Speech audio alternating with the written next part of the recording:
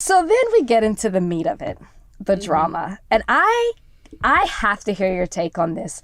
Julia, Savannah, Brandon, Sheridan, like love rectangle, whatever it is. Love square. A love quadrant, if you will.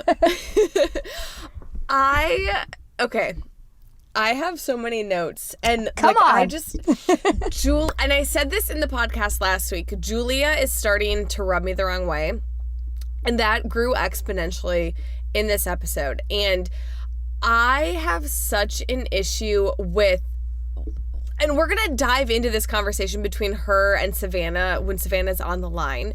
But I have such a problem with somebody basically talking shit about somebody else, saying that they're fake and that like their intentions aren't pure. When literally, Julia, at the last rose ceremony, you flat out said, I want a rose from Brandon. If I don't get it from Brandon, I don't know what I'm going to do. Right. We saw how that went down. You didn't get a rose from Brandon. And then you made out with Sheridan 2 seconds later. And now you're talking crap about these other contestants. It's like, you're doing what you're talking about. And I have such an issue with it. Nail on the head. What she's accusing other contestants of doing, not being here for the right reasons, just doing things to stay week by week. Are you not doing that with Sheridan? Because you're jealous over every single move that Brandon makes that doesn't involve you. And then you're pulling Sheridan along. And it's so sad. I mean, yeah. There was, Julia, I mean, starting with the basics, Julia is a ham, which stands for hot ass mess. That is what Julia is. I cringe. I get frustrated every single time she's on the screen because it's such a roller coaster, an emotional roller coaster. And it's like, what do you want? Just say you want Brandon. Brandon has clearly at this point, we see him say, I feel like I haven't given this relationship with Savannah a fair shot.